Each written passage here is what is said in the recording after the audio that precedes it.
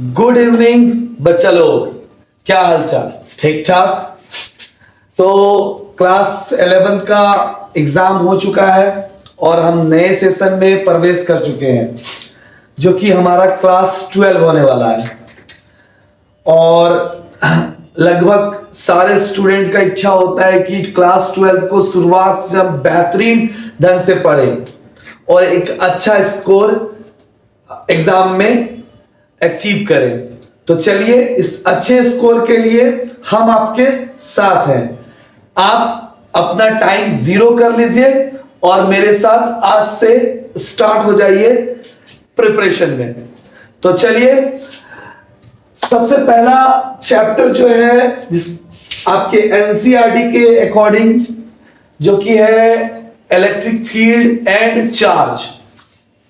जैसा कि इंटरफेस में कुछ दिख भी रहा होगा आपको, यहां पर इलेक्ट्रोस्टैटिक्स है, इसको हम फिर समझाएंगे और कंप्लीट चैप्टर हम देंगे और वन शॉट में आप इसको क्लियर कर सकते हैं।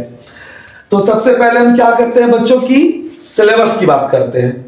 सबसे पहला पॉइंट तो सिलेबस होना चाहिए कि हमें पता होना चाहिए कि हम पढ़ने क्या जा रहे हैं और हमें कितना पढ़ना है।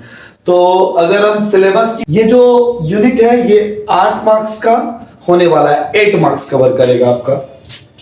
तो यहां पर देखें, सबसे फर्स्ट नंबर पे इंट्रोडक्शन है बच्चा, दूसरा इलेक्ट्रिक चार्ज है हमारा, तीसरा कंडक्टर एंड इंसुलेटर है, चौथा फोर्थ चार्ज बाय इंडक्शन है, fifth number basic properties of electric charge है, 6 नंबर में कूलॉम्स लॉ है, 7 में फोर्स बिटवीन मल्टीपल चार्ज है, 8 में इलेक्ट्रिक फील्ड है, 9 में इलेक्ट्रिक फील्ड लाइंस है, 10 में इलेक्ट्रिक फ्लक्स है, 11 में इलेक्ट्रिक डाइपोल है, 12 में dipole in uniform external field है, 13 में कंटीन्यूअस चार्ज डिस्ट्रीब्यूशन है, 14 में गॉस लॉ है और last 15 application of Gauss law है।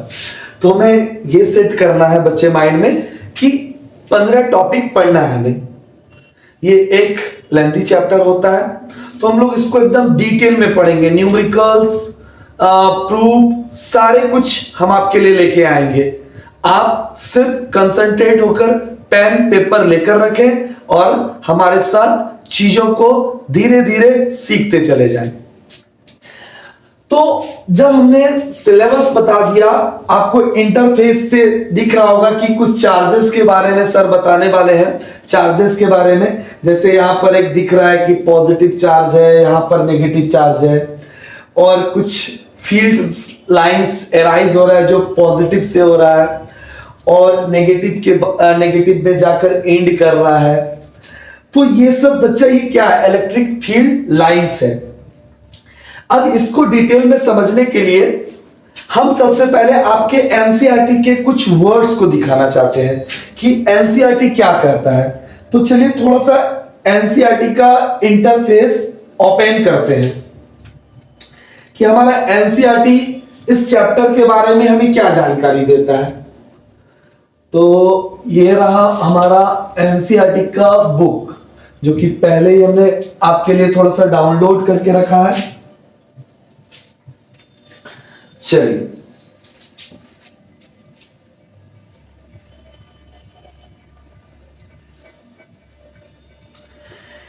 एनसीईआरटी में आप देख सकते हैं कि इलेक्ट्रिक चार्ज एंड फील्ड है चैप्टर जो होने वाला मेरा वो।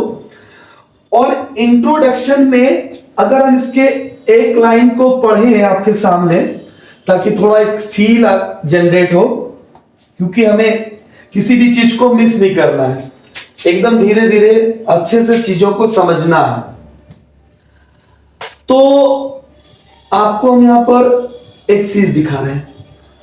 All of us have the experience of seeing a spark or hearing a crackle when we take off our synthetic cloth or sweater, particularly in dry weather. Have you ever tried to find any explanation for this phenomena? Yes, हम इस phenomena को explain कर सकते हैं।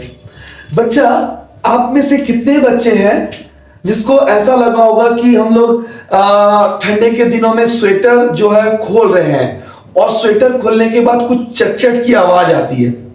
क्या आपने महसूस किया है ना? यस, बहुत बच्चे ने महसूस किया है। आपने एक और चीज देखा होगा कि जब हम कारपेट पे शूज पहनकर चलते तो वहां पर भी एक क्रैकर की आवाज आती है। यह शायद किसी ने कम किया होगा महसूस। चलिए एक और बताते हैं। जब आप ड्राई हेयर में कॉम्ब को रब करते होंगे और उसके छोटे छोटे पीस ऑफ पेपर के सामने जब आप लाते होंगे तो आप देखते होंगे उसमें वो अट्रैक्ट कर ले रहा है। ये फेनोमेना तो पक्का सबने किया होगा अपने स्कूल लाइफ में, किया है ना? हम जानते थे कि आपने ये जरूर किया होगा। ठीक है, कभी कभी हम अचानक किसी डोर को ओपन करते हैं तो वहां पर एक थोड़ा सा क्रैकर जैसा आवाज होता है और थोड़ा हमें कुछ झटका जैसा महसूस होता है। ऐसा क्यों हो रहा है? ये सब कहीं ना कहीं फेनोमेना जो था इस चैप्टर का एक बेस बना कि अगर ऑब्जेक्ट में ये क्रैकिंग रब करने के बाद कभी लाइटनिंग, जो बरसात के दिनों में जिसको आप बिजली चमकना कहते हैं, ये सब क्या है? तो बहुत सारे क्यूरियोसिटी साइंटिस्ट के मन में ये जगह कि आखिर ये कौन सा फेनोमेना है, क्या हो रहा है। तो इस चीजों को हम इस चैप्टर में बहुत डिटेल से पढ़ने वाले हैं एकदम। तो बच्चा ये क्रैकिंग क्या था, तो चलिए थोड़ा सा आगे देखते हैं इस चीज को। Another common experience of electric discharge in the lightning that we see in the sky during thunderstorm. We also experience a sensation of electric shocks either while operating the door of car or holding the iron bar of bus after sliding from our seat. The reason for this experience is discharge of electric charge through our body. हमारे body के संपर्क से वो जो charge body है वो discharge होता है और इसी के कारण ये महसूस होता है। वाह, क्या गजब का चीज है। तो सर अगर वो बिजली जो चमक रहा है वो भी डिस्चार्जिंग का केस है? आप एकदम बिल्कुल सही समझ रहे हैं, वो भी डिस्चार्जिंग का केस है। अगर हम किसी चीज को रब करते हैं तो उसमें चार्ज डेवलप होता है और जब वो चार्ज लॉस होता है तो वो क्रैकर साउंड या फिर लाइट के रूप में हमें देखने के लिए मिलता है। आप एक ऐसा समझे उदाहरण के लिए, सर हमारे पास एक बैटरी है, यस, दो पोल्स होते हैं, एक पॉजिटिव पोल्स और एक नेगेटिव पोल्स। हमने पॉजिटिव पोल से और नेगेटिव पोल से एक वायर को निकाला और थोड़ा सा वायर को टच कराया। आप देखते होंगे कि क्रैक साउंड के साथ साथ उसमें लाइटनिंग होता है हल्का सा, और आप बोलते हैं ऐसा मत करो भैया या दीदी जो भी है, ऐसा करने से वो बॉडी जो है, बैटरी जो वो डिस्चार्ज होगा। लेकिन आपने ये अभी तक नहीं समझा था कि वो जो डिस्चार्ज वर्ड आपने यूज किया वो कहीं ना कहीं पहले ही हमारे बुक में है। तो ये फेनोमेना जो है वो डिस्चार्जिंग है। क्लियर है? रब्ड करके हम लोग किसी को चार्ज उत्पन्न कर रहे हैं और वो चार्ज जब किसी लाइट के रूप में या क्रैक्स के रूप में सुनाई दे रहा है या दिख रहा है तो वो डिस्चार्जिंग का फेनोमेना है। तो बच्चा इस चैप्टर का अगर हम बात करें तो हम एक थोड़ा सा चीज आपको यहां पर बताना चाहते हैं कि हमारा जो क्लास 12 का एक बड़ा सा पार्ट होता है वो पार्ट होता है मेरे प्यारे बच्चों इलेक्ट्रोमैग्नेटिज्म।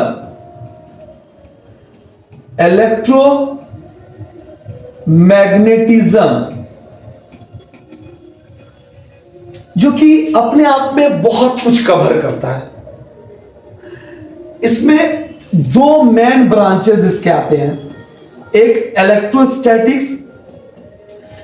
इलेक्ट्रोस्टैटिक्स और वहीं पर दूसरा आता है इलेक्ट्रोडायनामिक्स। हम आपको क्लियर बताते हैं थोड़ा सा चीजों को अभी इजी वे में, फिर थोड़ा आपके बुक वाले लैंग्वेज पे आएंगे। इलेक्ट्रोमैग्नेटिज्म एक बड़ा पार्ट कवर कर रहा है, यस सर। इलेक्ट्रोस्टैटिक्स जो है वो दो वर्ड पे है। इलेक्ट्रो का मतलब होता है चार्ज और स्टैटिक्स का मतलब होता है रेस्ट। तो बच्चा इलेक्ट्रोस्टैटिक्स जो होगा वो रेस्ट चार्ज के फेनोमेना मतलब रेस्ट चार्ज में लगने वाला फोर्स, उसका फील्ड, ये सब जिक्र करेगा। और इलेक्ट्रोडायनामिक्स में चार्ज मोशन में आ जाएगा, चार्ज मोशन में आ जाएगा। कुछ कुछ बच्चों को लग रहा होगा सर ये क्या बोल रहे हैं, हमें आप 5 मिनट देंगे, आपको बेहतरीन ढंग से समझाएंगे। एक चार्ज रेस्ट में रहने वाला और एक चार्ज मोशन में आने वाला है। अच्छा, आप अगर सीबीएसई से बैकग्राउंड से है या आईसीएसई बैकग्राउंड से है तो आपने एक बात नोटिस किया होगा कि इलेक्ट्रिसिटी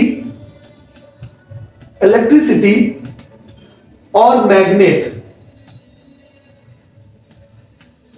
ये दो जो वर्ड है ये कहां से आता है?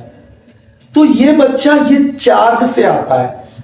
जब चार्ज कोई मोशन में होता है, जब चार्ज मोशन करता है, दैट इज कॉल्ड इलेक्ट्रोडायनामिक्स, वहां पर वो इलेक्ट्रिसिटी के साथ साथ मैग्नेटिक फील्ड भी जनरेट करता है। सर इसको फिर से रिकैप कीजिए। जब कोई चार्ज पार्टिकल मेरा बच्चा मोशन में आता है तो वो इलेक्ट्रिसिटी के साथ साथ मैग्नेटिक फील्ड भी जनरेट करता है। मैग्नेटिक फील्ड, वाह, मैग्नेटिक फील्ड जनरेट करता है। लेकिन अगर वो रेस्ट में है जो कि इलेक्ट्रोस्टैटिक्स है तो वो मैग्नेटिक फील्ड नहीं बनाता है। इसका मतलब अगर हम चार्ज को मोशन में ला दें तो वो मैग्नेटिक फील्ड जनरेट करेगा। खैर ये बातें तो हम यूनिट 3 में पढ़ने वाले हैं, यूनिट 3 में। अभी तो हम यूनिट 1 में इसकी बात करेंगे, जहां पर इलेक्ट्रोस्टैटिक्स कहता है कि चार्ज के बीच, रेस्ट वाला चार्ज के बीच क्या फोर्स क्रिएट होता है, क्या पोटेंशियल क्रिएट होता है, क्या फील्ड क्रिएट होता है, ये सब फेनोमेना को हम डिटेल में समझने वाले हैं। तो अकॉर्डिंग टू एनसीईआरटी इसको डील करता है बच्चा party, electrostatics deal with the study of force, field and potential arising from static charge. Static charge के कारण जो फील्ड जनरेट होगा, जो कि हमने यहां से पिक्चर में आपको दिखाया है कि दो चार्ज रेस्ट में प्लस और माइनस, और यहां से फील्ड अराइज हुआ और माइनस में गया। तो ये जो अराइज हो रहा है पॉजिटिव से और नेगेटिव में जो सेट कर रहा है, डूब रहा है, ठीक है। तो इलेक्ट्रोस्टैटिक्स इसी को डील करने वाला है। Electrostatic deal with the study of force, field and potentials arising from static charge. Static charge के कारण जो फील्ड, पोटेंशियल और फोर्स क्रिएट हो रहा है, उस चीजों को हम पढ़ने वाले हैं इलेक्ट्रोस्टैटिक्स के अंदर। Electrostatics stand for two words, electro means charge और स्टैटिक मींस रेस्ट। वैसा चार्ज जो कि रेस्ट में होने वाला है और उसके बीच जो फेनोमेना होगा उस रेस्ट वाले चार्ज के लिए फोर्स, पोटेंशियल और फोर्स, पोटेंशियल और फील्ड, ये चीजों को हम लोग जानेंगे। तो बच्चा अगर हम चार्जेस की बात करते हैं तो सबसे पहले ग्रीक मैथोलॉजिस्ट में 600 बीसी जो हिस्टोरिकल बताता है हमारा कि ग्रीक मैथोलॉजिस्ट में 600 बीसी में जो थेस थे, उन्होंने सबसे पहले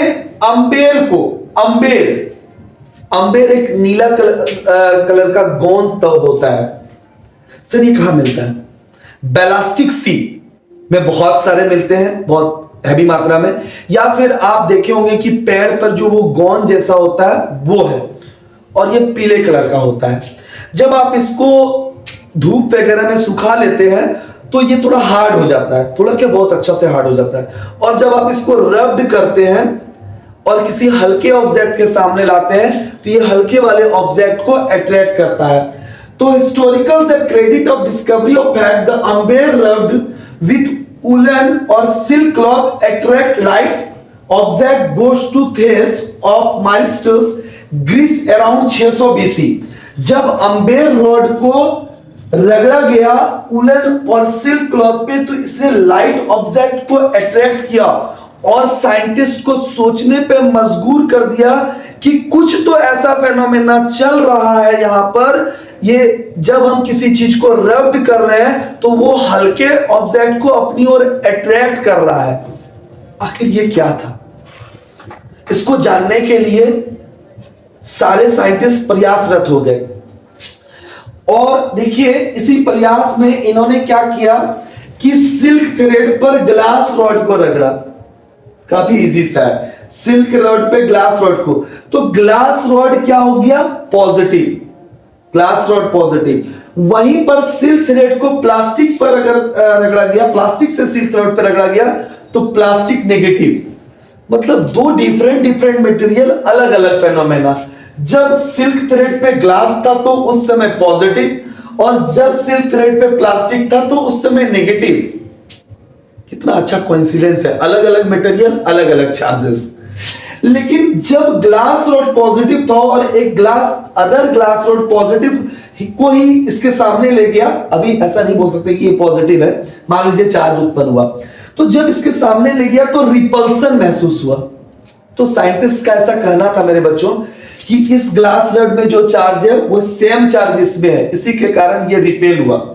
यहां पर जैसे प्लास्टिक रॉड है और एक अलग प्लास्टिक रॉड हम जो इससे रगड़ के इसके पास लाए, यहां पर भी रिपल्सन। इसका मतलब इस प्लास्टिक रॉड और इस प्लास्टिक रॉड में इक्वल चार्ज है। इक्वल कहने का मतलब सेम नेचर का, अमाउंट में नहीं कह सकते, सेम नेचर कह सकते। लेकिन वहीं पर अगर हम बच्चा पार्टी अगर इस ग्लास रॉड को इस प्लास्टिक के पास लेके आते थे तो देखते हैं यहां पर अट्रैक्शन होता है। वाह, गजब का फेनोमेना। यहां रिपल्सन और यहां पर अट्रैक्शन। इसका मतलब है कि ग्लास रॉड और प्लास्टिक शीट पे दो अलग अलग नेचर के चार्ज ऑब्टेन हुए हैं, इसी के कारण वो एक दूसरे को अट्रैक्ट कर रहे हैं। जबकि यहां पर ग्लास रॉड और ये ग्लास रॉड रिपेल हो रहा था, ये प्लास्टिक और ये प्लास्टिक रिपेल हो रहा था, और वहां पर दोनों अलग अलग अट्रैक्ट हो रहे थे। इस फेनोमेना के बाद हम लोग देखते हैं कि एक्चुअल में एक बहुत अच्छा सा कॉन्सेप्ट देता है जो NCERT, rod like charge repel and unlike charge attract. तो चार्जेस के बारे में एक बेहतरीन सा वर्ड बोलता है एनसीईआरटी कि लाइक चार्ज रिपेल होगा, लाइक सेम नेचर का चार्ज है तो रिपल्सन होगा, और अगर अनलाइक चार्ज है तो अट्रैक्शन होगा। चलिए, थैंक यू एनसीईआरटी इतना सा इस बात को बताने के लिए, इतने खूबसूरत तरीके से फिगर को बना के। इस फिगर के बाद एक देखिए इलेक्ट्रॉन, एक इलेक्ट्रॉन होता है ई वाला जो एटम्स का पार्ट होता है, जिसको हम फंडामेंटल के नाम से जानते हैं, पार्टिकल्स के नाम से। यहां पर जो मेरे भाई इलेक्ट्रॉन है, इलेक्ट्रॉन का मीनिंग होता है, इलेक्ट्रॉन मीनिंग अम्बेर, जिसको हमने बताया कि पीला कलर का गोंद बैलास्टिक सी के आसपास बहुत अच्छी मात्रा में अवेलेबल होता है आपको, या पैर पे जो गोंद है होता है। May such pairs of material were known which or rubbing could attract like object like screw, pith ball and beads of paper। जब आप अम्बेर रॉड को रगड़ते हैं किसी चीज पे तो जाहिर सी बात है उसमें कुछ स्टोर हो जा रहा है एनर्जी के फॉर्म में, और वो लाइट ऑब्जेक्ट को अपनी ओर खींच रहा है, या पिथ बॉल और बीट्स ऑफ पेपर, पेपर के छोटे छोटे टुकड़े को। तो हम इसको याद रखेंगे मेरा बच्चा कि इलेक्ट्रॉन का ही मीनिंग होता है अम्बेर, और कहीं ना कहीं इलेक्ट्रिसिटी का भी जन्म इसी वर्ड ग्रीस वर्ड से ही हुआ है। तो आगे इसको ऑब्जर्वेशन को देखते हुए आगे थोड़ा सा हम देखते हैं, ऐसा कुछ नहीं है, सिंपल है। अब हम आपको थोड़ा सा अपने पीपीटी की ओर ले चलते हैं। थोड़ा देखिए, हम इसको बेहतरीन ढंग से अरेंज किए, थोड़ा आप इसको अच्छे से देखें। अकॉर्डिंग टू एनसीईआरटी ही हम इसमें लाए हैं introduction of electrostatics. Electric charge और फील्ड हमारा चैप्टर था, उसके अंदर इलेक्ट्रोस्टैटिक्स, जहां इलेक्ट्रोस्टैटिक्स का मीनिंग होता है कि जो रेस्ट वाला चार्ज है वो फोर्स, फील्ड और पोटेंशियल को जनरेट कर रहा है, कितना जनरेट कर रहा है, किस अमाउंट में, क्या मैग्नीट्यूड है, क्या डायरेक्शन, ये सब चीजों को जानेंगे। तो electrostatics stand for two words, electrostatics, electro means charge and statics means rest. बच्चा यहां पर आप दो पिक्चर को बहुत क्लियर रूप से देख रहे हैं, एक लाइटनिंग है और एक बलून माथे से रगड़ने के बाद कुछ पेपर्स, पीस ऑफ पेपर को अट्रैक्ट कर ले रहा है। और आपको पता है कि ये जो केस है ये डिस्चार्जिंग का केस है। जब बादलों की परत आपस में रगड़न खाती है तो उसमें चार्ज डेवलप होता है। मेरा बच्चा बोलेगा कि जब बादलों की परत, चलिए बादल बनाते हैं, आप लोग हंसिएगा नहीं, अच्छा सा बादल हम बना रहे हैं, थोड़ा कलर भी चेंज करते हैं बादल का। क्या अच्छा इस तरह वाला बादल, ये ब्लैक बादल तो सर आप ही पहले बनाए। जब बादलों की परत एक दूसरे पे रब्ड होती है तो उसमें एक चार्ज डेवलप्ड होता है।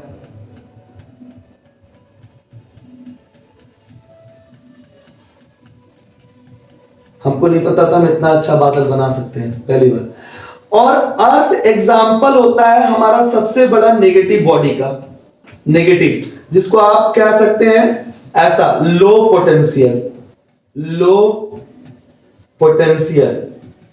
और आपने देखा होगा कि अर्थ पे जो सबसे बड़ा चीज या इमारत या पेड़ होता है, हमेशा वो जो थंडरस्टॉर्म से निकलने वाला बिजली है वो हमेशा इस पे आना चाहता है, ताकि वो हाई पोटेंशियल से लो पोटेंशियल में आकर समाना चाहता है। तो बादलों की जब परत रगड़न खाती है बच्चा मेरा, तो वो चार्ज होता है। और ये जो लाइटनिंग आप देख रहे हैं ये डिस्चार्जिंग का केस है। क्या केस है? डिस्चार्जिंग का। और हमेशा ये जो गिरना चाहता है वो कहां पे? अर्थ पर। तो क्योंकि अर्थ सबसे बड़ा एग्जांपल है हमारा नेगेटिव बॉडी का। तो इस स्लाइड में आप देख रहे हैं lightning, balloon of striking to wall या स्ट्राइक सॉक्स। अगर आप देखेंगे कि बलून को आप रगड़ेंगे माथा पर और लाइट ऑब्जेक्ट या किसी पानी पर हल्का पानी गिर रहा है उसके सामने जब आप लाते हैं तो वो देखिएगा उसको अट्रैक्ट करता है। ऐसा क्यों हो रहा है? चार्ज के कारण। जब रब्ड कर रहे हैं तो उसमें चार्ज डेवलप हो रहा है, चार्ज डेवलप हो रहा है और वो चार्ज अट्रैक्ट कर रहा है। तो मेरे बच्चा अब इस चीज का धीरे धीरे हमें पता चल चुका कि सर बहुत साल पहले जो चट की स्वेटर खोलने के बाद, डोर खोलने के बाद या चलने पे कारपेट पे चलने के बाद जो चट की आवाज होती थी, लाइटिंग होती थी, ये एक्चुअल फेनोमेना तो चार्ज प्रोड्यूस हो रहा था सर, चार्ज प्रोड्यूस और डिस्चार्ज हो रहा था, ये फेनोमेना हो रहा था मेरा बच्चा। हाँ ये था। अब धीरे धीरे हम लोग इस पे आगे की ओर बढ़ते हैं। तो यहां पर अगर हम देखें इलेक्ट्रिक चार्ज, तो इलेक्ट्रिक चार्ज में देखते हैं कि इलेक्ट्रिक चार्ज इंट्रिंसिक, थोड़ा सा यहां पे स्पेलिंग मिस्टेक है, intrinsic, intrinsic properties of matter होता है। इंट्रिंसिक प्रॉपर्टीज ऑफ मैटर होता है। सिंबल ऑफ चार्ज जो वो Q होता है, SI यूनिट कूलम और CGS यूनिट ESU होता है, जिसको हम स्टेट कूलम के नाम से जानते हैं। क्या इतनी बात क्लियर है? और एक ASU 1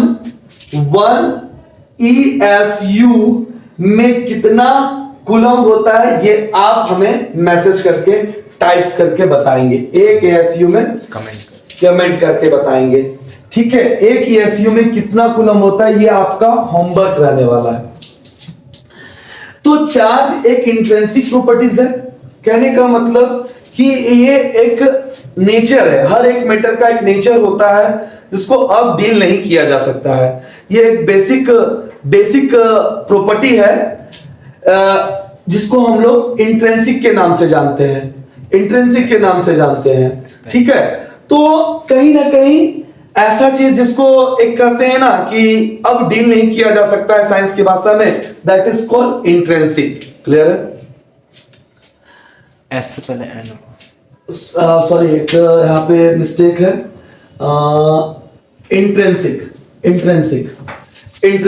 इंट्रिंसिक प्रॉपर्टीज ऑफ, फिर से हम यहाँ पे एक बार लिख दे रहे हैं,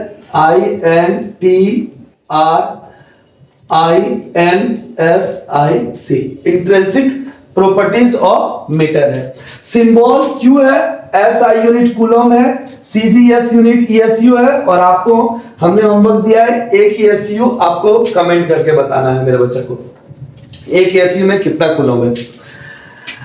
अगर हम ये टाइप्स ऑफ चार्ज की बात करें तो हम आपको बता दें कि बेंजामिन फ्रैंकलिन, जो कि जिनका दौर 1700 से स्टार्ट हुआ और 1752 में मेरा बच्चा, थेल्स तो 600 बीसी में आए, 1752 में बेंजामिन फ्रैंकलिन ने एक काइट बनाया था।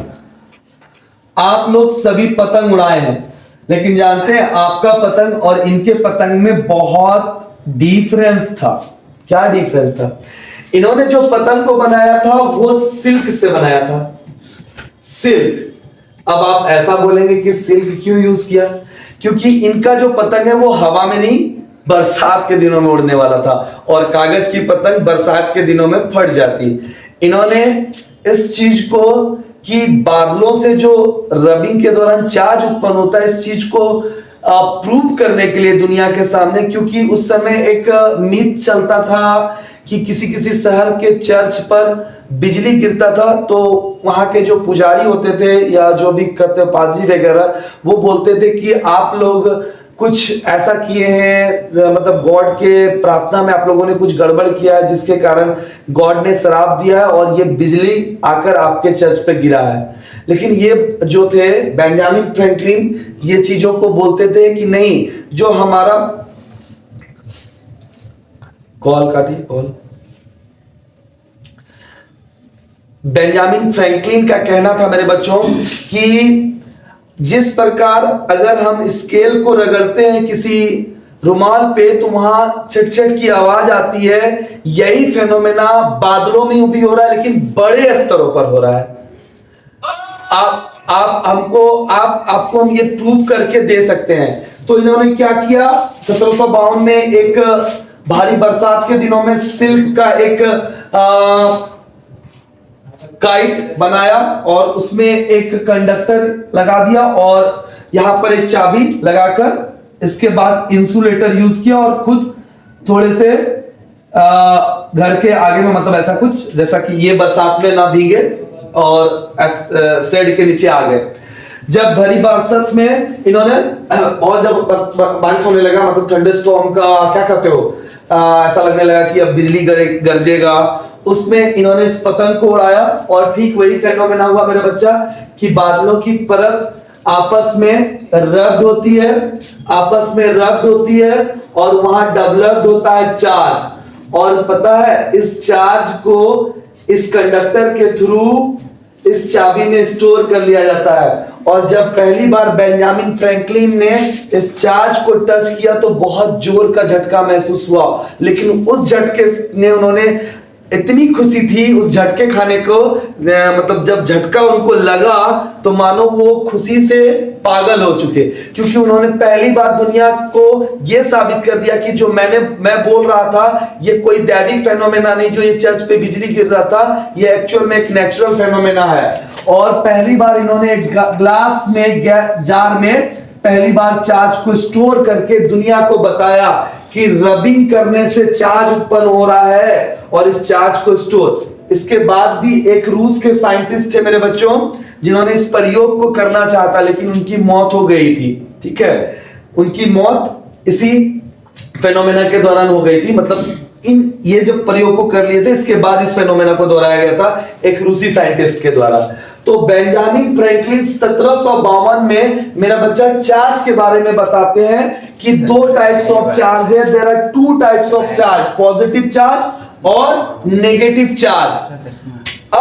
अब यहां पर देखते हैं जो हमारा इलेक्ट्रोस्टैटिक्स है बच्चा, जो कि कहता है कि चार्ज जो है वो आपस में फोर्स, जी हां, फोर्स लगाता है। अगर हम बात करें प्लस चार्ज की और माइनस चार्ज, तो वो अट्रैक्ट करता है, क्योंकि फील्ड लाइंस पॉजिटिव से नेगेटिव की ओर जाती है और इसको अट्रैक्ट करता है। इसमें जाहिर सी बात है कि फोर्स उत्पन्न होता है और फील्ड लाइन से अराइज होता है। और बच्चा ये हाई पोटेंशियल और ये लो पोटेंशियल होता है। इसी के लिए तो बिजली जब चमकती है बच्चा, तो उसमें जो वो डिस्चार्जिंग का फेनोमेना हो रहा है, जो चार्ज उत्पन्न हो रहा है, वो हमेशा अर्थ में, क्योंकि अर्थ एग्जाम्पल है मेरा सबसे बड़ा नेगेटिव बॉडी का, और वो जो बादलों के घर्षण के कारण जो चार्ज उत्पन्न हुआ है, पॉजिटिव चार्ज, वो हमेशा अर्थ में समाना चाहती है और बड़े बिल्डिंग या बड़े पेड़ पर वो हमेशा गिरती है और अर्थ में समाना चाहती है। क्लियर है? तो यहां पर देख रहे हैं चार्ज फील्ड भी जनरेट कर रहा है, फोर्स भी जनरेट कर रहा है, पोटेंशियल भी जनरेट कर रहा है मेरे बच्चा। तो इलेक्ट्रोस्टैटिक्स तो मेरा बच्चा यही डील करता है कि जो चार्ज रेस्ट में है, यस सर, उसका फील्ड, उसका फोर्स, उसका पोटेंशियल, ये तीन फेनोमेना को इलेक्ट्रोस्टैटिक्स डील किसके बारे में भाई? स्टैटिक चार्ज के force, field, potential. Electrostatics stand for two words. Electro means charge and statics means rest. Rest वाला चार्ज का फेनोमेना।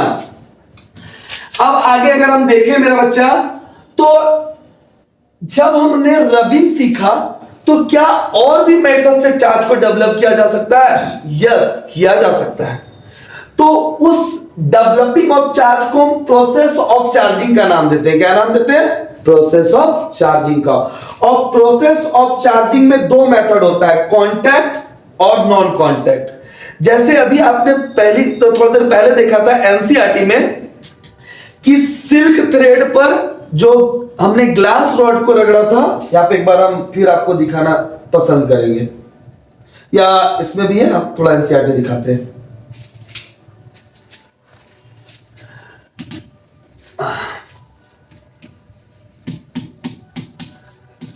ये आप देखें कि सिल्क थ्रेड को जब ग्लास रॉड या ग्लास रॉड को सिल्क थ्रेड पर रगड़ा गया था, तो यहां पर एक पॉजिटिव और दूसरा नेगेटिव हो रहा था। तो यहां पर जो ये चार्ज डेवलप्ड हो रहा था ग्लास रॉड में, बच्चा ये रबिंग के दौरान हो रहा था, रबिंग था, बाय रबिंग प्रोसेस से। तो मेरा बच्चा कि ये कांटेक्ट था, ये कांटेक्ट हो रहा था एक दूसरे से। तो अगर बात करें प्रोसेस ऑफ चार्जिंग में, तो कांटेक्ट मेथड में दो आता है, बाय रबिंग और कंडक्शन। कौन आता है मेरे भाई? बाय रबिंग और कंडक्शन। मेरे साथ एक बार आप बोलेंगे, बाय रबिंग और कंडक्शन। प्रोसेस ऑफ चार्जिंग मतलब डेवलप्ड ऑफ चार्ज। किसी बॉडी में चार्ज को आप कैसे डेवलप कर सकते हैं? दो मेथड से, कांटेक्ट मेथड और नॉन कांटेक्ट मेथड।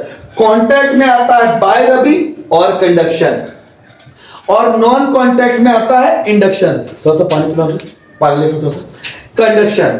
तो बाय रबिंग अगर देखते हैं तो क्या कहता है मेरा बच्चा कि when two different material rub to each other, then one material gets positive and another material gets negatives। जब दो बॉडी को हम लोग चार्ज करते हैं, दो बॉडी को रब करते हैं, तो वहां पर पहले वाले बॉडी में एक चार्ज और दूसरे वाले में दूसरा चार्ज उत्पन्न हो जाता है। अगर एक पॉजिटिव है तो जाहिर सी बात है दूसरा निगेटिव होगा। ठीक है, तभी तो वो अट्रैक्ट कर रहा है एक दूसरे को। जैसे ऐसा नहीं कर सकते हैं कि दूसरा बॉडी नेगेटिव ही हो जाए, ये नहीं कर सकते हैं। जैसे हम लोग बाल को रगड़ रहे हैं, इस पे बाल पे ये कॉम्ब को रगड़ रहे हैं, तो ये पॉजिटिव हो सकता है, तो पीस ऑफ पेपर के सामने लाते हैं तो अट्रैक्ट। जैसे अभी आप लोगों ने देखा कि ग्लास रॉड जो था वो सिल्क थ्रेड पर पॉजिटिव दिखा रहा था। अब सिल्क थ्रेड कैसा हो रहा था ये आपने नहीं देखा कि वहां कैसा हो रहा है। लेकिन अगर बात करें कि प्लास्टिक सीट को जब आपने रगड़ा तो वहां देखे प्लास्टिक सीट नेगेटिव, तो जो बॉडी हो रहा है वो एक्चुअली चार्ज हो जा रहा है। बॉडी बाय रबिंग के दौरान से वो चार्ज हो रहा है। मतलब कहने का मतलब है कि अगर इलेक्ट्रॉन किसी से निकल रहा है, ऐसा समझे आप कि बाय रबिंग प्रोसेस में मेरा बच्चा कि अगर कोई बॉडी इलेक्ट्रॉन को लूज कर रहा है, जैसे बॉडी ए बॉडी बी को इलेक्ट्रॉन लूज करके इलेक्ट्रॉन दे रहा है, तो ये इलेक्ट्रॉन को लूज कर रहा है तो इलेक्ट्रॉन की संख्या खत्म हो रही है, तो यहां जो चार्ज उत्पन्न हो जा रहा है वो पॉजिटिव हो जाएगा, और जहां इलेक्ट्रॉन जा रहा है वो कैसा हो जाएगा?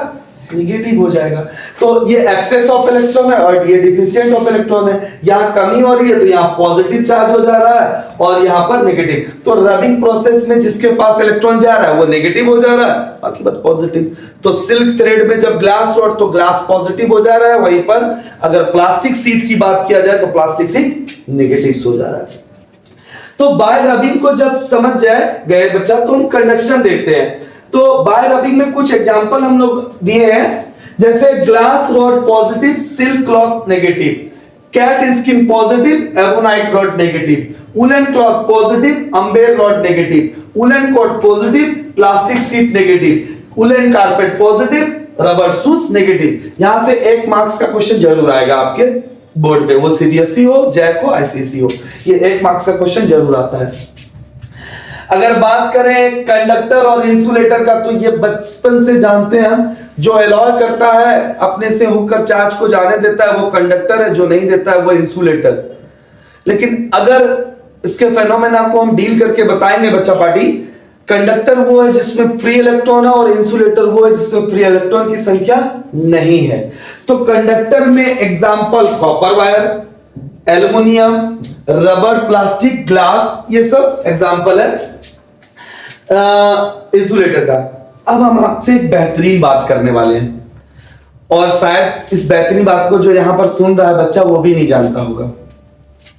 अगर रबिंग करने से चार्ज उत्पन्न होता है तो सबसे ज्यादा रबिंग जो गाड़ी का टायर हो रहा है और जो जमीन पर चल रहा है वो सबसे बड़ा रबिंग का एग्जांपल है, और टायर रबड़ होता है, इंसुलेटर तब तो सारे चार्ज को स्टोर कर ले रहा है और स्पार्किंग के दौरान हो सकता है आग लग जाए, लेकिन ऐसा नहीं होता है। क्यों? कमेंट करें। सर बाय रबिंग प्रोसेस से आपने बताया कि चार्ज डेवलप होता है, हमने माना भी, हमने देखा भी। तो सबसे बड़ा रबिंग का एग्जांपल हमारा सेट करता है जो आपकी गाड़ी पे टायर होता है और रोड के बीच जो घर्षण होता है वो सबसे, और टायर आपका इंसुलेटर होता है। तो उसमें तो सर चार्ज स्टोर होके एक समय ऐसा होना चाहिए स्पार्किंग होके वो जल जाना चाहिए, लेकिन ऐसा नहीं हो सकता। और एक एग्जांपल कि जब आप ड्राई एयर में आप एस्कॉम को रगड़ते हैं तो वहां पर तो वो शो करता है किसी चीज को, लेकिन वो भीगे बाल में शो नहीं करता है।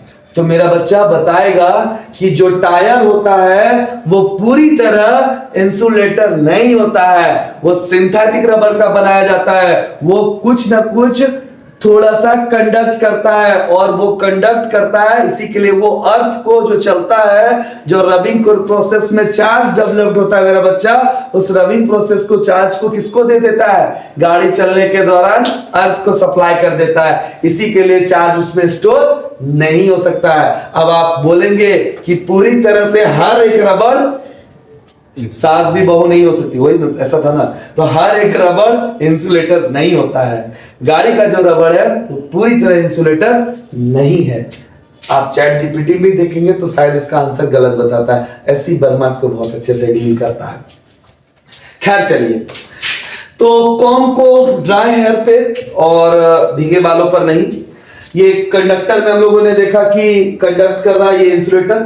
तो अब हम चार्जिंग बाय इंडक्शन आते हैं। चार्जिंग बाय इंडक्शन में चार्ज को डेवलप करेंगे बच्चा पार्टी, लेकिन दो बॉडी एक दूसरे को कांटेक्ट नहीं करेगा। अच्छा अभी हमने कंडक्शन बताया क्या? कंडक्शन नहीं बताया ना, कंडक्शन इसके बाद बताएंगे। चलिए पहले इंडक्शन में आ जाते हैं। यहां पर आप देख रहे होंगे कि दूर से ही एक पॉजिटिव चार्ज बॉडी को यहां पर एक न्यूट्रल बॉडी के सामने, तो यहां पर क्या होगा कि ये नेगेटिव्स को अट्रैक्ट कर लेगा और पॉजिटिव को इधर रिपेल कर देगा। यहीं पर हम एक एग्जांपल थोड़ा सा दो पानी पीने के लिए।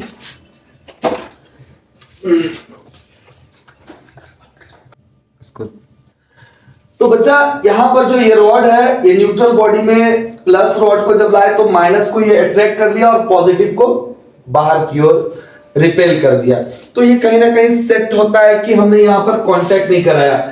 अगर यहाँ पर एक और अच्छा सा एग्जांपल हम देख, कोई न्यूट्रल बॉडी ले और उसके सामने एक नेगेटिव चार्ज लेकर आए और बच्चा पार्टी यहां से इसको अर्थ से इसको जोड़ दे, तो हम देखेंगे कि इसमें जो न्यूट्रल था मतलब प्लस और माइनस की संख्या सेम थी, तो प्लस सब अट्रैक्ट हो गया और नेगेटिव इधर से इस अर्थ में समा गया, क्योंकि अर्थ एग्जांपल हमारा नेगेटिव्स का, और थोड़ी देर के बाद इसमें सिर्फ और सिर्फ पॉजिटिव चार्ज डेवलप हो जाएगा। तो ये जो प्रोसेस है चार्ज डेवलप करने का, ये हम लोग इंडक्शन कहते हैं, इंडक्शन कहते हैं। तो बच्चा यहां पर देख रहे हैं charging without direct contact step, bring a charge rod near conductor. किसी कंडक्टर के सामने हम लोगों ने एक रॉड लाया चार्ज कंडक्टर को, तो चार्ज रीअरेंज हो जाता है, मतलब पोलराइजेशन हो जाता है, चार्ज का सेपरेट हो जाता है। ये प्लस से माइनस अट्रैक्ट हो जाता है और माइनस से माइनस इधर भी आ जाएगा और प्लस रिपेल हो जाएगा, तो इसको हम लोग पोलराइजेशन कहते हैं साइंस की भाषा में। और opposite charge form, like charge में रिपल्सन के कारण ये रिपेल कर दिया, अनलाइक चार्ज अट्रैक्ट कर दिया। ठीक है, तो ये इंडक्शन था। अब यहीं पर आते हैं बच्चा कंडक्शन में। तो flow of charge between two body with the help of wire या नॉन एज कंडक्शन। अगर यहां पर देख रहे हैं हम, एक न्यूट्रल बॉडी था और एक यहां पर बॉडी था, तो यहां पर से क्या कर रहे हैं, और सॉरी इधर से दिखा रहा है, लेकिन इसको थोड़ा तीर इधर दिखाना चाहिए था। एक्चुअल में क्या है, चार्ज बॉडी है और with the help of wire के थ्रू इसका चार्ज इसमें सप्लाई हो जा रहा है। तो चार्ज का supply with the help of wire या मटेरियल के थ्रू एक बॉडी से जब दूसरे बॉडी में हो जाए तो ये कांटेक्ट में आता है और कंडक्शन आता है। तो हम एक बार फिर से आपको दिखाना चाहते हैं कि प्रोसेस ऑफ चार्जिंग में दो था, कांटेक्ट था और नॉन कांटेक्ट। कांटेक्ट में बाय रबिंग था और कंडक्शन था। बाय रबिंग में टू डिफरेंट मटेरियल को रब कर रहे थे एक दूसरे पर। कंडक्शन में चार्ज का फ्लो हो रहा था with the help of wire या कोई कंडक्टर के तहत। और इंडक्शन में जो चार्ज डेवलप हो रहा था वो किसी चार्ज मटेरियल के सामने, अनचार्ज मटेरियल के सामने एक चार्ज रॉड को जब ला रहे थे तो रिपल्सन और अट्रैक्शन फेनोमेना के तहत चार्ज का सेपरेशन हो जा रहा था। अगर हम बात करें कि आपके घर में जो लाइट जल रहा है तो वो कौन सा मेथड है, आप इसको कमेंट बॉक्स में लिखेंगे कि आपके घर में जो पंखा चल रहा है, आपके घर में जो बिजली है वो कंडक्शन है या इंडक्शन है। Flow of charge between two body without help of wire is known as conduction. नहीं, यहां पर थोड़ा सा मिस किए भाई, इंडक्शन होना चाहिए। अच्छा, with the help of wire is known as conduction. ठीक है, तो flow of charge between two body without help of, sorry यहां पर विदाउट है, without the help of wire is known as conduction नहीं होगा मेरे भाई, यहां पर होगा इंडक्शन। आप देख रहे हैं कि हमने एक चार्ज बॉडी को अनचार्ज बॉडी के सामने लाया, ये प्लस है तो यहां पर वही वाला बात, माइनस को अट्रैक्ट कर लेगा और प्लस को रिपेल कर देगा। ये एक दूसरे से कांटेक्ट नहीं है, फिर भी यहां पर चार्ज डेवलप्ड हो जा रहा है। तो ये जो चार्ज डेवलप हो जा रहा है मेरे बच्चा, यहां पर भी देखिए बहुत अच्छे से दिखाया गया फ्रिक्शन मेथड के द्वारा, जो बाय रबिंग के द्वारा चार्ज उत्पन्न किया जा रहा है रॉड में, ये कंडक्शन है। और यहां पर अर्थ में ये चार्ज ये आ जा रहा है भाई थोड़ा सा, तो ये इंडक्शन। एक्चुअल में ये फिगर में थोड़ा सा गलती है, यहां पर माइनस होना चाहिए था। चलिए ठीक है, इतना समझने के लिए ये माइनस इधर होना चाहिए था, यहां पर रॉड जो लेना चाहिए था, पता नहीं मेरा ऑपरेटर क्या किया है, यहां पर इसको माइनस होना चाहिए था इस रॉड को, ताकि ये पॉजिटिव को अट्रैक्ट करता और नेगेटिव जो है वो अर्थ में जाता। हम इसको कलर से दिखा देते हैं, अलग कलर से, नेगेटिव होता, ये नेगेटिव अर्थ में समा जाता और थोड़ा देर के बाद ये सिर्फ और सिर्फ पॉजिटिव बॉडी बनकर हमारे सामने आता। तो हम लोगों ने सीखा कि चार्ज को डेवलप करने के लिए रबिंग, कंडक्शन और इंडक्शन। अगर यहां तक सीख गए बच्चों तो मेन पार्ट आता है basic properties of charge. Basic properties of charge कहता है कि like charge repel to each other. ये तो हम जान ही रहे हैं कि अगर सेम नेचर का चार्ज है तो वो एक दूसरे को रिपेल करेगा। जी हाँ सर, अगर अनलाइक चार्ज है, एक पॉजिटिव है और दूसरा नेगेटिव है, तो वो अट्रैक्ट करेगा। ये भी बिल्कुल बचपन वाली बात है भाई। लेकिन during charging process only electron transfer, ये बचपन वाली बात नहीं है। ये क्या आपने बता दिया? तो मेरा बच्चा हम ऐसे बताते हैं आपको कि कोई भी अगर कंडक्टर को हम ले, कोई भी अगर कंडक्टर की बात करें तो वो बहुत सारे अनगिनत एटम से मिलकर बना होता है। जैसे अगर आपके घर में वायर को हम देखेंगे तो उस वायर को अगर हम खोल के देखें, ऐसा देख नहीं सकते हैं, अगर एग्जामिन करें तो बहुत सारे एटमों से मिलकर बना होता है। और मेरा बच्चा एटम्स के सेंटर में प्रोटॉन और न्यूट्रॉन होता है और इलेक्ट्रॉन बाहर में होता है। इलेक्ट्रॉन बाहर में होता है। प्रोटॉन और न्यूट्रॉन का मास काफी ज्यादा होने के कारण ये सेंटर में लाई करता है। तो जब भी किसी एटम्स को इलेक्ट्रिक फील्ड या मैग्नेटिक फील्ड में रखा जाता है तो ये फोर्स महसूस करता है कुछ इस प्रकार से कि जब हम किसी वायर को कहीं पर किसी वोल्टेज अप्लाई करते हैं, नहीं समझे, एक वायर, यहां पे एक बल्ब, इस वायर के अंदर एक बैटरी लगा दिए, ऐसा कुछ। तो बच्चा ये बैटरी के फोर्स जनरेट करेगा, मतलब फील्ड जनरेट करेगा, इलेक्ट्रिक फील्ड। और ये जो वायर का एटम्स है, ये फोर्स लगने के कारण इसके बाहर वाले ऑर्बिट में जो फ्री इलेक्ट्रॉन है वो मूव करना स्टार्ट कर देते हैं और बल्ब जलाने का काम यही इलेक्ट्रॉन करता है। तो एक्चुअल में चार्जिंग प्रोसेस के लिए हमारा बच्चा बोलेगा जिम्मेवार जो होता है वो एटम्स का इलेक्ट्रॉन होता है। सर अगर हम प्लग दाबते हैं और बॉल जलता है तो वायर से होकर इलेक्ट्रॉन क्या है, ना कि प्रोटॉन और न्यूट्रॉन, क्योंकि प्रोटॉन और न्यूट्रॉन सेंटर में लाई कर रहा है, हैवी मास होने के कारण काफी ज्यादा पकड़ है। तो मेरा बच्चा party during charging process only electron transfer from one body to another body, proton and neutron lie inside the nucleus. Proton और न्यूट्रॉन इनसाइड द न्यूक्लियस है। तो याद रखेंगे कि हमारा जो कंडक्टर है मेरे बच्चा, जो हमारा कंडक्टर है जो कि वायर है, जब भी इस वायर को किसी बैटरी से जब आप जोड़ते हो, बैटरी से जब जोड़ते हो तो इस वायर का एटम्स जो होता है मेरे बच्चा, और एटम्स में जो इलेक्ट्रॉन होते हैं ये फील्ड महसूस करता है और यही फील्ड इस इलेक्ट्रॉन को चलाने का काम करता है, जिसके कारण आपका डिवाइस चलता है। तो याद रखेंगे कि जब भी हम चार्ज को किसी फैन या किसी बल्ब को अब जलाते हैं तो जो वायर के थ्रू जाता है वो इलेक्ट्रॉन। तो like charge repel to each other, unlike charge attract to each other. During charging process only electron transfer from one body to another, proton and neutron lie inside the nucleus. Flow of charge अभी तुरंत बताए, high potential से लो। और during charging process तो बच्चा यहां पर एक बात देखेंगे हम लोग, क्या देखेंगे सर? तो हम लोग ये देखेंगे, जैसे यहाँ पर बीरबल बैठा है, कुछ नहीं देख रहा है, गधा है, फर्स्ट ईयर खराब क्या सेकेंड ईयर भी करेगा। जितना सेकेंड ईयर आप झुक के पढ़ते हैं उतना ज्यादा आप बेटर सीखते हैं। आपको लगता है कि चीजें हम 2 बार सुन रहे हैं तो बोर हो गए। याद रखिएगा, आप जब 14 चैप्टर या 10 चैप्टर होगा तो आप फर्स्ट वाले चैप्टर को भूलेंगे। हमारा हर बात याद आप नहीं रख सकते हैं, और ऑब्जेक्टिव वही बच्चा बना सकता है जो शुरू से कंसस होगा, जो आपका 30 मार्क्स कवर करने वाला है। तो यहां पर अगर आप बात देखेंगे कि अगर बॉडी ए बॉडी बी को चार्ज कर रहा है तो इलेक्ट्रॉन का ट्रांसफर हो रहा है। इलेक्ट्रॉन का मास बहुत कम है, 9.1 into 10 to the power minus 31 kg के, जो कि बहुत निग्लिजिबल होता है। तो during charging process mass defect होता है। यहां पर इलेक्ट्रॉन आ रहा है तो जाहिर सी बात है मास इंक्रीज कर रहा है, थोड़ा इसका डिक्रीज कर रहा है, लेकिन उतना अमाउंट में नहीं करता है जो इसको मेजरेबल हो। तो during charging process mass defect. तो अब मेरा बच्चा बोलेगा like charge repel, unlike charge attract. Charging के दौरान जा कौन रहा है? इलेक्ट्रॉन। प्रोटॉन और न्यूट्रॉन सेंटर में लाई कर रहे हैं, और फ्लो ऑफ चार्ज हाई से लो की ओर हो रहा है, और ड्यूरिंग चार्जिंग प्रोसेस मास डिफेक्टेड हो रहा है, लेकिन बहुत कम मात्रा में, उसको निग्लिजिबल है, इलेक्ट्रॉन का मास निग्लिजिबल है। जब हम लोगों ने ये पढ़ लिया तो यहां पर देखते हैं इलेक्ट्रॉन ट्रांसफर ड्यूरिंग चार्जिंग। बहुत अच्छा, देखिए हम फिगर बना रहे थे।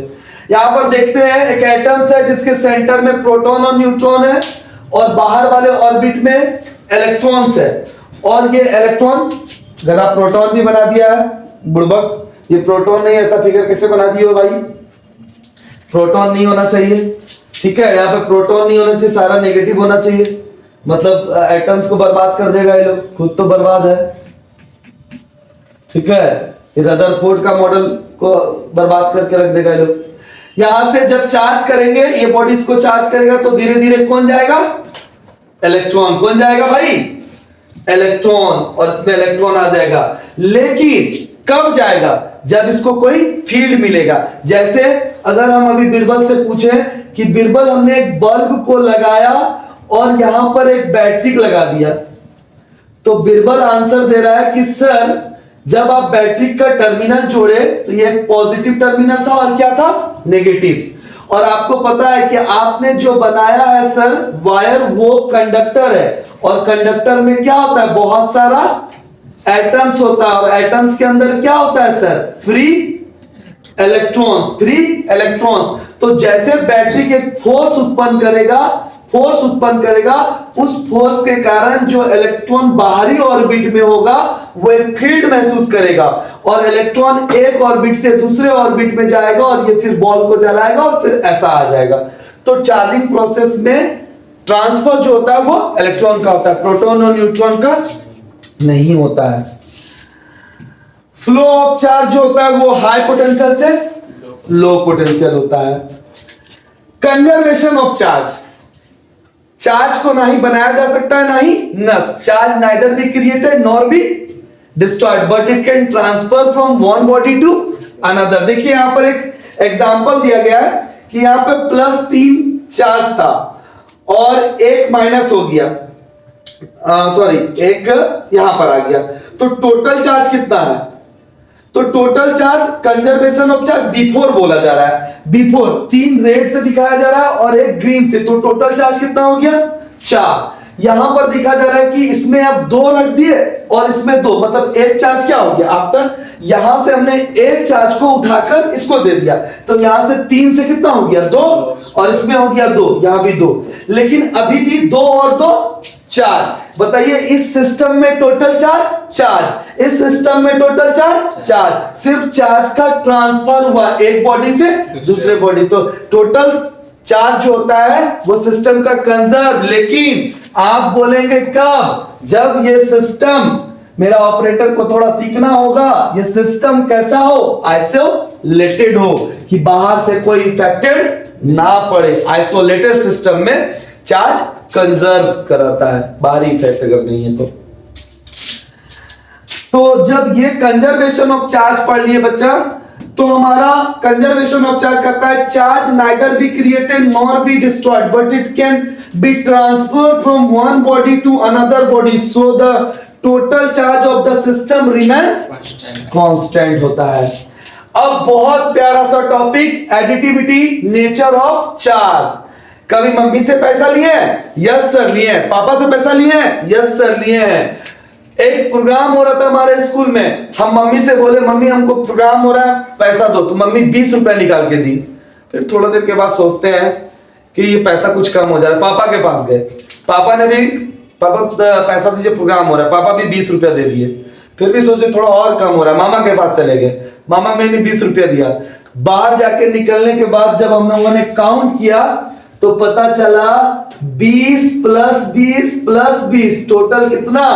60। ये जो जोड़ था बच्चा पार्टी, जो बचपन में आप लोग खेला करते थे, इसको करते थे सिंपल अलजेब्रिक एक्सप्रेशन, सिंपल। जबकि क्लास 11 में हम लोगों ने एक जोड़ और सीखा था जो कि वेक्टर का होता है, r = a² + b² + 2ab, मेरा बच्चा बोलेगा cos theta.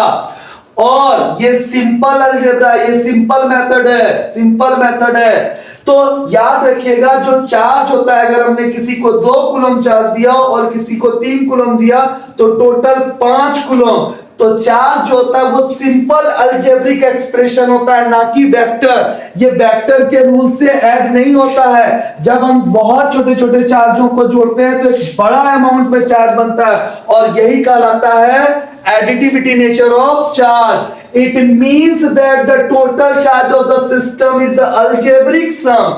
All individual charge, जब छोटे छोटे चार्ज को जोड़ेगा मेरा बच्चा तो एक बड़ा चार्ज, ना कि वेक्टर मेथड। कौन सा मेथड? Simple algebra. तो चार्ज सिंपल अलजेब्रा फॉलो करता है बच्चा, जिसके कारण यही नेचर उसका कहलाता है, एडिटिविटी नेचर ऑफ चार्ज कहलाता है।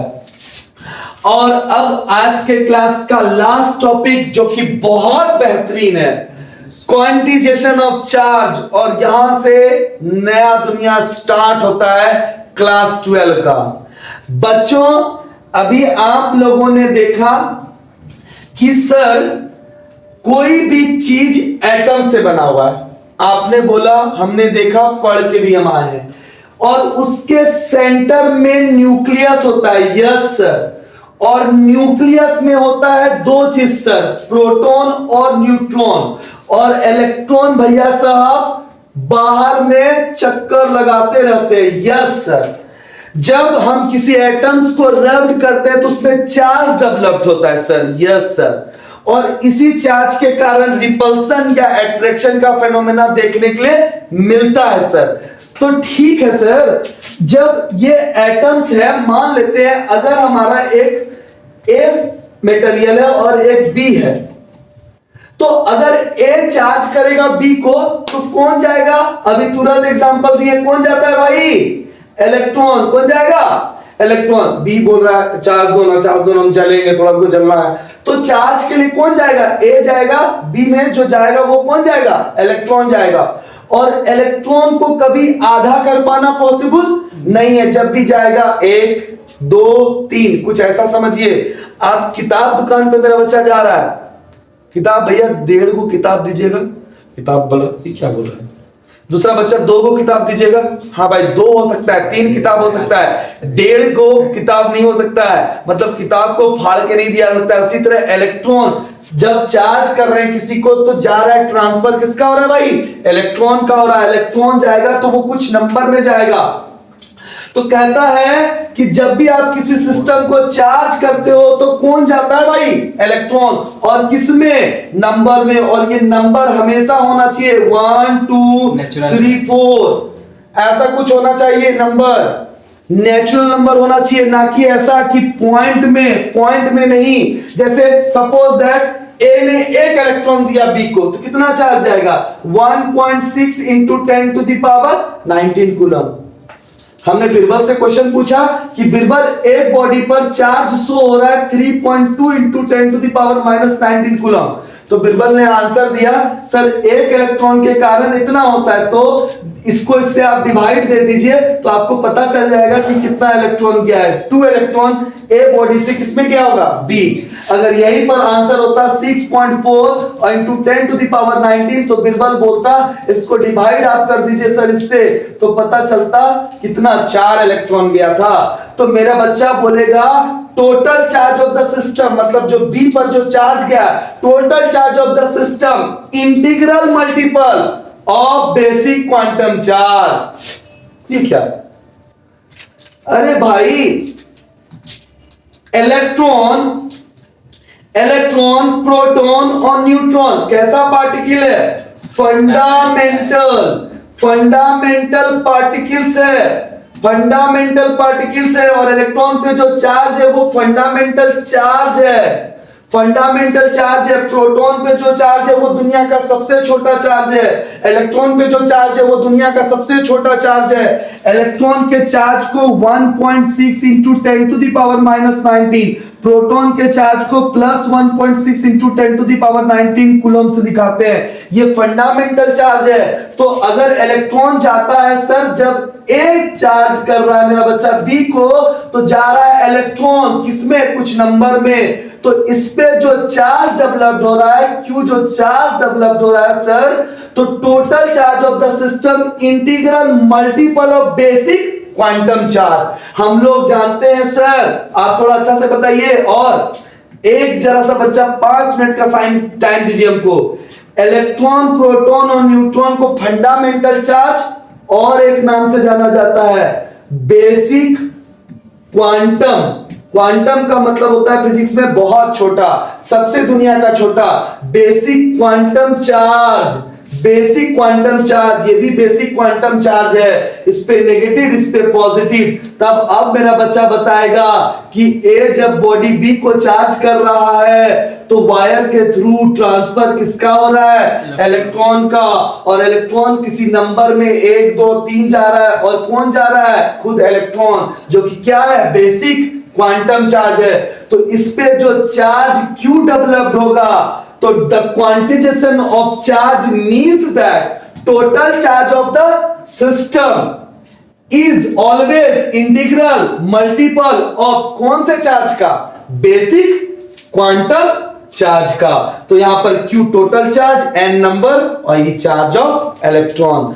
तो याद रखेंगे मेरा बच्चा कि इलेक्ट्रॉन पे जो चार्ज है इसको हम लोग फंडामेंटल पार्टिकल इलेक्ट्रॉन को बोलते हैं। जो चार्ज है वो फंडामेंटल चार्ज है या फिर बेसिक क्वांटम चार्ज। तो जब भी आप किसी बॉडी को चार्ज करते हैं तो जाता है इलेक्ट्रॉन और कुछ नंबर में, कभी भी वो नंबर फ्रिक्शन में नहीं हो सकता है। 1.2 2.2 नहीं, क्योंकि इलेक्ट्रॉन को आधा कर पाना पॉसिबल नहीं है। तो क्वांटाइजेशन ऑफ चार्ज करता है, जो बॉडी चार्ज हो रहा है उस पर टोटल चार्ज हमेशा इंटीग्रल मल्टीपल किसके, बेसिक